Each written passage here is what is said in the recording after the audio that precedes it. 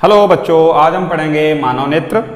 आपको हम बता दें, आपके सिलेबस में जो मानव नेत्र दिया हुआ है उसकी एक नॉर्मल सी जानकारी है, केवल विस्तृत नहीं दिया हुआ है।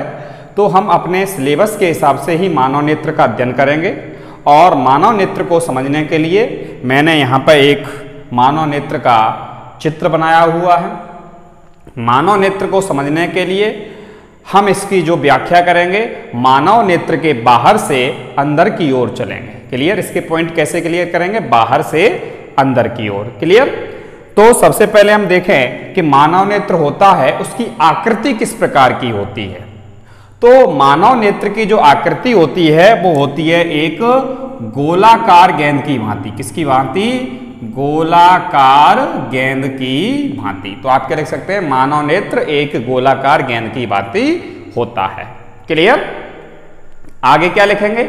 आगे अब हम देखेंगे कि आपका जो नेत्र है वो गोलाकार गेंद की भांति है, तो नेत्र के इस गोले की सुरक्षा का कार्य कौन करता है? तो नेत्र की सुरक्षा का कार्य करता है श्वेत पटल। नंबर 1 पे आप क्या देखेंगे? श्वेत पटल। तो आप क्या लिखेंगे? नेत्र की सुरक्षा का कार्य श्वेत पटल करता है। यह एक अपारदर्शी पर्दा होता है। नंबर 2 पर हम देखेंगे कॉर्निया। कॉर्निया क्या होता है? तो आपको इस नेत्र में ये वाला जो हिस्सा दिखाई दे रहा है वो कैसा दिखाई दे रहा है? उभरा हुआ दिखाई दे रहा है। इधर का जो हिस्सा है वो कैसा दिख रहा है? उभरा हुआ दिख रहा है। और ये हिस्सा किधर है? नेत्र के सामने की ओर है। क्लियर? और ये भी आपका श्वेत पटल है, ये भी आपका श्वेत पटल है।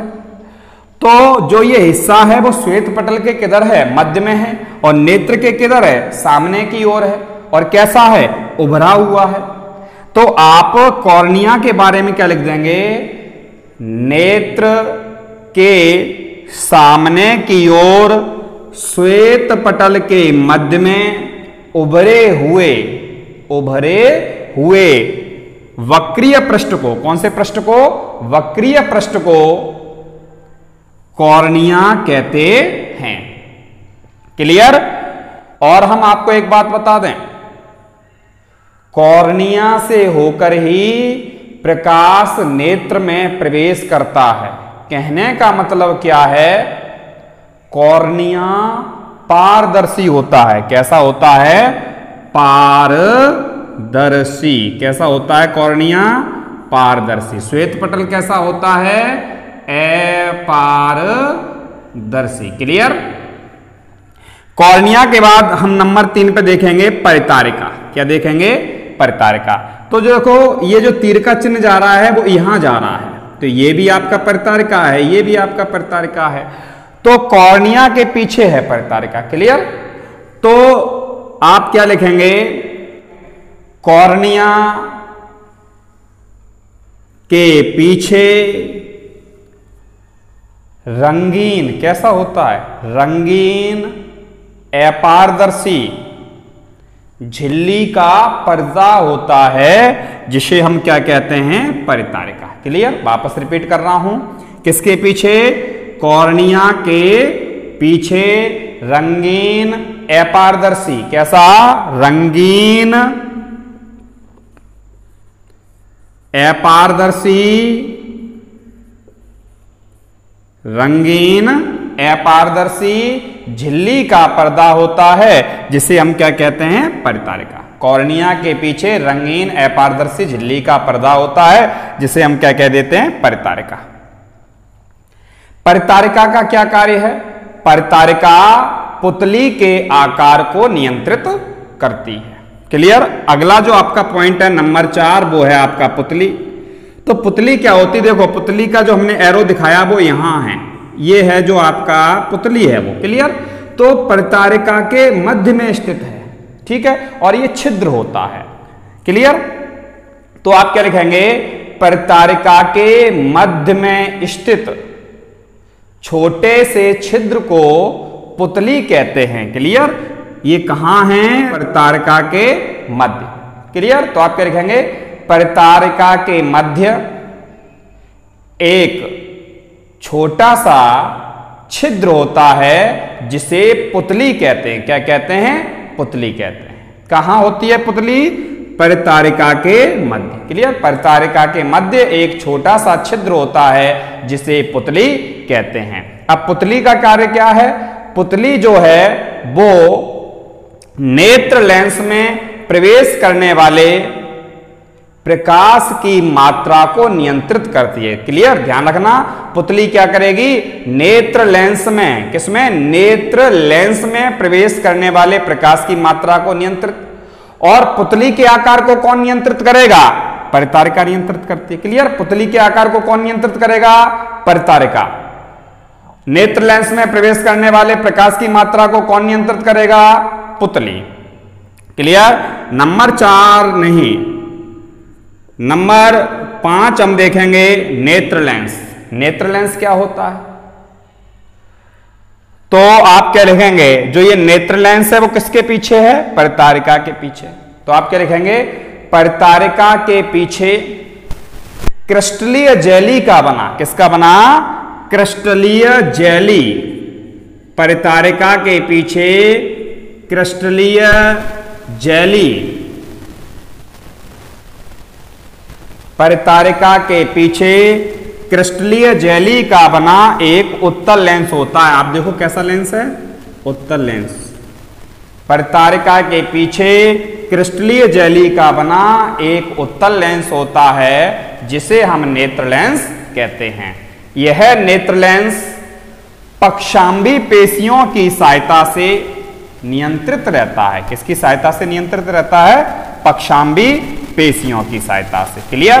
तो अब बात आई कि पक्षांबी पेशियां कहां हैं। तो हम ये हैं आपकी पक्षांबी पेशियां, यहां पे हमने नोट कर दिया पक्षांबी पेशियां। क्लियर? उससे पहले हम देखेंगे नेत्र लेंस का क्या कार्य है। नेत्र लेंस किसी बिंब का प्रतिबिंब रेटिना पर बनाता है। क्लियर? नेत्र लेंस का क्या कार्य है? रेटिना पर प्रतिबिंब बनाना। अगला अपना जो पॉइंट देखेंगे नंबर 6, वो है पक्षांबी पेशियां। तो आपको अभी मैंने क्या बताया था, जो नेत्र लेंस होता है वो पक्षांबी पेशियों की सहायता से नियंत्रित रहता है। तो पक्षांबी पेशियां क्या हैं? आप लिखेंगे नेत्र लेंस को नियंत्रित करने वाली पेशियों को पक्षांबी पेशियां कहते हैं। या आप क्या कह सकते हैं? पक्षांबी पेशियों की सहायता से नेत्र लेंस नियंत्रित रहता है। क्लियर? पक्षांबी पेशियों की सहायता से नेत्र लेंस नियंत्रित रहता है। नंबर 7 हम देखेंगे रेटिना। क्या देखेंगे? रेटिना। तो देखो रेटिना किधर है? ये आपका नेत्र लेंस है। तो नेत्र लेंस के किधर है? सामने। और किधर है? नेत्र के अंदर। तो आप क्या लिखेंगे? नेत्र लेंस के सामने, नेत्र में अंदर की ओर। किधर? नेत्र लेंस के सामने, नेत्र में अंदर की ओर तंत्रिका तंतुओं की एक पतली झिल्ली होती है जिसे हम रेटिना कहते हैं। रेटिना का क्या कार्य है? रेटिना पर किसी बिंब का प्रतिबिंब बनता है। क्लियर? अब देखो ये वाला पॉइंट आपका रह गया, तो इसको हमने दे दिया नंबर 8। तो नेत्रोद क्या होता है? नेत्रोद वास्तव में एक द्रव होता है जो कहां भरा हुआ होता है। आप देखो तीर का चिन्ह कहां जा रहा है? यहां जा रहा है, यानी कि कॉर्निया और नेत्र लेंस के मध्य। तो आप क्या लिख देंगे? कॉर्निया एवं नेत्र लेंस के मध्य भरे द्रव को नेत्रोद कहते हैं। और इस द्रव का जो अपवर्तनांक होता है वो होता है 1.336। क्लियर? अब आपका एक पॉइंट रह गया नंबर 9, काचाव द्रव। तो ये नाम से स्पष्ट है, एक द्रव है और ये कहां भरा हुआ? नेत्र लेंस और रेटिना के मध्य में। तो आप क्या लिखेंगे? नेत्र लेंस व रेटिना के मध्य भरे द्रव को काचाव द्रव कहते हैं। और इसका अपवर्तनांक भी कितना होता है? 1.336। क्लियर? नंबर 10, दृक तंत्रिकाएं। तो दृक तंत्रिकाओं का क्या कार्य है?